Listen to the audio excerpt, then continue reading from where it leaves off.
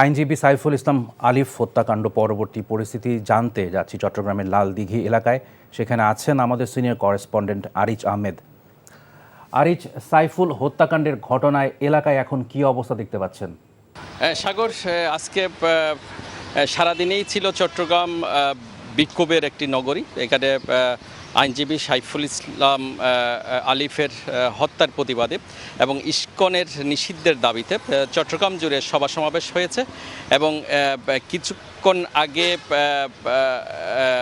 সাইফুল ইসলাম আলিফের গ্রামের বাড়ি ফারেঙ্গা জামে মসজিদ, যেটি লোহাগাড়ার একটি অজপাড়া গায়ে, সেখানে লাখো মানুষের উপস্থিতিতে তার তৃতীয় জানাজার নামাজ শেষ হয়েছে এবং তাকে ফারেঙ্গা জামে মসজিদ যেই পারিবারিক কবরস্থান আছে সেখানে দাফনের প্রস্তুতি চলছে। তো এছাড়া আমরা যেটা দেখেছি সকাল থেকে এবং বিকেল পর্যন্ত টানা বিভিন্ন নানা শ্রেণী পেশার রাজনৈতিক দলের ব্যানারে নানা রকম প্রতিবাদ হয়েছে। এর মধ্যে বড় যেটা আন্দোলন করেছে বৈষম্য বিরোধী ছাত্র আন্দোলন, তাদের দুই কেন্দ্রীয় নেতা চট্টগ্রামে এসে তাদের ইস্কন নিষিদ্ধ সহ যে ইস্কনের চক্রান্ত এবং এর সাথে বিভিন্ন পতিত সরকারের যেসব কর্মীরাও জড়িত আছেন এমনটিও তারা বলেছেন।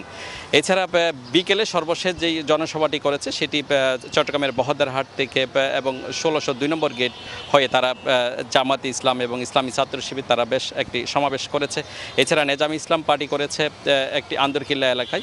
এছাড়া নিউ মার্কেট এলাকায় একটি ছাত্রদের একটি অংশ সেখানে গাইবানা জানাজার নামাজ পড়েছেন। এছাড়া আইনজীবী সমিতি সকাল থেকে এবং দুপুরে তারা একাধিক অনুষ্ঠান এবং সভা সমাবেশ করেছে ইস্কন নিষিদ্ধ সহ তাদের যে সাইফুল ইসলাম আলিফের হত্যাকারীর বিচার এবং তাদের আইনের আওতায় আনার জন্য তারা দাবি করেছেন এইসব সমাবেশ থেকে।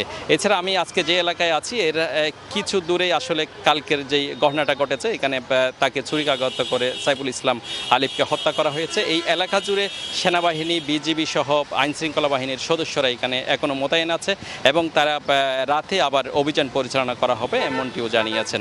তো এছাড়া চট্টগ্রাম আইনজীবী সমিতি আজকে প্রথম দিন তাদের কর্মবিরতি পালন করেছেন এবং আগামীকালও একই কর্মসূচি তারা ঘোষণা করেছেন। সাগর, এই ছিল চট্টগ্রামের অবস্থা।